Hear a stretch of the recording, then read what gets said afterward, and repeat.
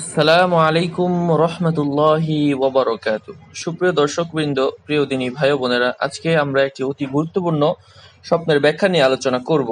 আর সেটি হচ্ছে যে স্বপ্নে আমরা অনেকেই বন্যা হইতে দেখি, বন্যা প্লাবিত মানুষ, বন্যা প্লাবিত এলাকা দেখে থাকি, কিন্তু এগুলোর ব্যাখ্যা কোরআন এবং হাদিস থেকে বিস্তারিতভাবে জানি না। তো আজকে আমরা আপনাদেরকে সেই বিষয়ে আলোচনা করে শোনাবো। সত্য স্বপ্নের ব্যাখ্যা আল্লামা ইবনে সিরিন রাহিমাহুল্লাহ এর খাব নামক গ্রন্থ থেকে, সম্পূর্ণ কোরআন এবং হাদিস থেকে। আমরা একটা কথা বারবার বলে থাকি, আমরা অন্যান্য ব্যাখ্যাকারদের মতো কোনো কথা নিজ থেকে বলি না, সমস্ত কথা কোরআন এবং হাদিস থেকে বলার চেষ্টা করি। তো সেই সুবাদে আজকে আমরা এই বিষয়টি নিয়ে আলোচনা করব। তো আলোচনা শুরু করার পূর্বে যারা এখনো আমাদের চ্যানেলটি সাবস্ক্রাইব করেনি তারা অবশ্যই সাবস্ক্রাইব করে দিন।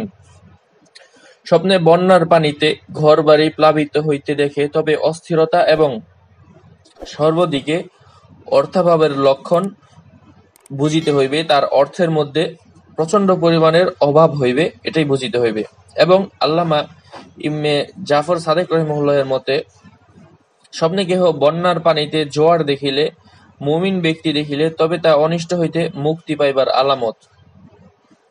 এবং যদি কোনো জালেম ব্যক্তি এই স্বপ্নটি দেখে, তাহলে অথবা কোনো মিথ্যাবাদী দেখে থাকে, তাহলে সে পরনারী অথবা পুরুষের প্রতি আকৃষ্ট হইবার আলামত বুঝিতে হইবে।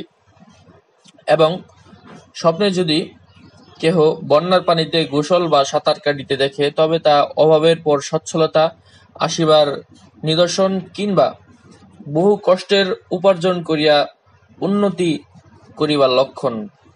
স্বপ্নে কেহ বন্যার পানিতে গোসল বা সাঁতার কাটিতে দেখিলে, তবে অভাবের পর সচ্ছলতা উল্লেখ করেছেন আল্লামা ইবনে সিরিন রাহিমাহুল্লাহ। এবং বিভিন্ন ব্যাখ্যা বিশারদগণ তারা বলেছেন, স্বপ্নে কেহ বন্যার পানি পান করিতে দেখিলে, তবে তা রোগাক্রান্ত হইবার চিহ্ন বুঝিতে হইবে। এবং স্বপ্নে কেহ যদি দেখে যে সে আজ বড় বাদলের সঙ্গে শূন্যের মধ্যে উড়িয়া বেড়াইতেছে, তবে তাহার বিপদ আসিবার লক্ষণ বুঝিতে হইবে। এবং কেহ যদি স্বপ্নে দেখে যে ঝড় বাদলের সাথে সারা দুনিয়া একেবারে অন্ধকার হইয়া গিয়াছে, তবে উক্ত এলাকায় বা দেশের কোনো মহামারী, দুর্ভিক্ষ কিংবা কোনো আসমানি বিপদ অবতীর্ণ হইবার লক্ষণ বুঝিতে হইবে।